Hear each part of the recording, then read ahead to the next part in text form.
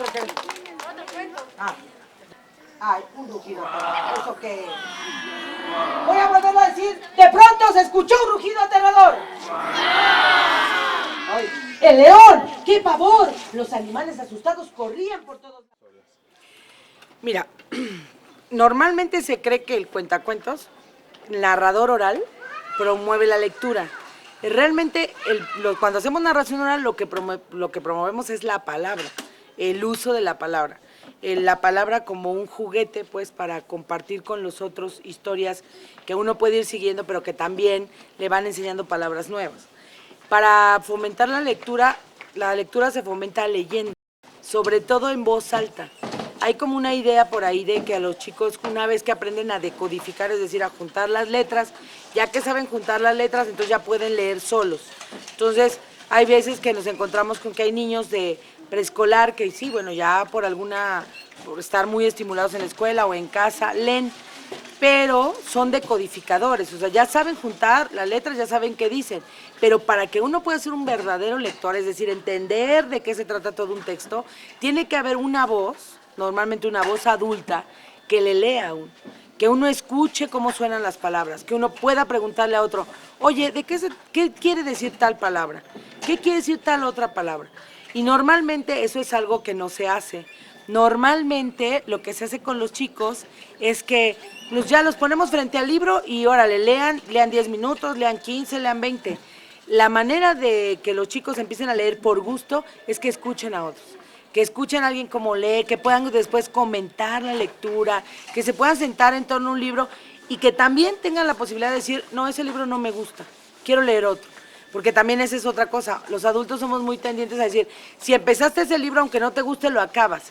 Y no, pues esto es como los dulces, hay dulces que te gustan a ti, que no me gustan a mí, y entonces si tú me dices, te tienes que acabar esta paleta, pues si a mí no me gusta, no me la voy a acabar. Entonces, igual pasa con los libros, lo que pasa es que la lectura está también llena de mitos, como si nada más fuera de, te sientas, lo lees y no tiene que haber gusto. Y es totalmente al contrario, la lectura si no parte del gusto, si no parte del gozo estético por la palabra nada más, entonces no sirve de nada. O sea, la lectura por placer es la que va a hacer lectores a los niños.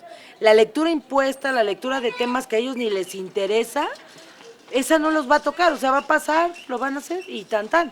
Tenemos que buscar esos textos que les gustan, esos textos que los conmuevan, esos textos que los pueden hacer llorar, reír, saltar, esos textos que les permitan hacer juegos con las palabras. Los juegos, por ejemplo, las adivinanzas, las retahílas, las canciones de cuna, todas esas cosas que en algún momento nos han dicho que ya no son modernas y que mejor hay que ponerles un CD junto a la cuna. Bueno, todas esas cosas van estimulando el uso de la palabra. Y tras el uso de la palabra hablada, también viene la necesidad de buscar la palabra escrita. ¿Cómo hacer leer a los niños? Eso parece que es como el premio de los 64,000. ¿Cómo hacer leer a los niños? Pues leyéndoles y sentándose con ellos a dedicarle un tiempo a la lectura, así, nada más, por puro placer. También sin preguntarles de qué se trató, quiénes eran los personajes. O sea, los adultos tendemos mucho de todo a hacer un examen. Todos queremos preguntarles a los niños como si los niños fueran tontos.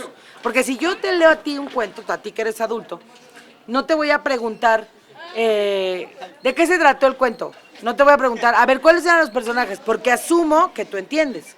Pero a un niño, normalmente lo tratamos como un interlocutor no válido, al que le tenemos que hacer un examen para saber si entendió. Y ahí matamos el cuento. Si yo ahorita me pongo con los niños, ¿de qué se trató el cuento? A ver, cuéntenme, ¿cuáles eran los personajes principales?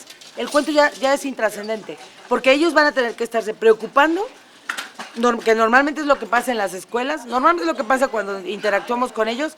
Ellos ya saben lo que nosotros vamos a esperar de ellos, entonces están más pendientes de ver quién es el personaje principal, de ver cuál es el escenario, porque saben que se los vamos a preguntar, que preocuparse por la historia.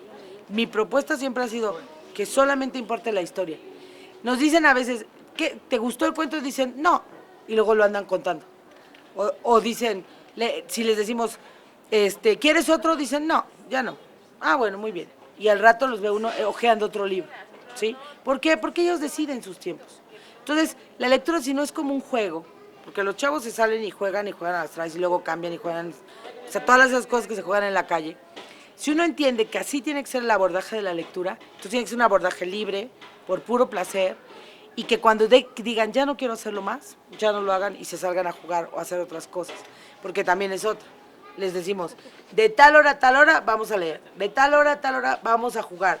Es como si dijéramos a los adultos, solamente de tal hora a tal hora puedes besar a quien quieres. Y si no es a esa hora, entonces ya no pasó.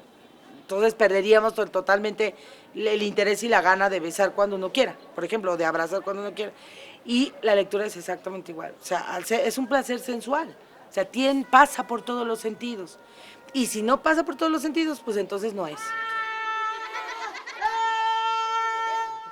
Nada, pues que les lean a los chavos, que les lean y que si México realmente algún día puede salir de su lugar 54 de la lista de la OCDE en lectura, será porque los adultos que estamos cerca de ellos nos abocamos a leerles cuentos, nada más.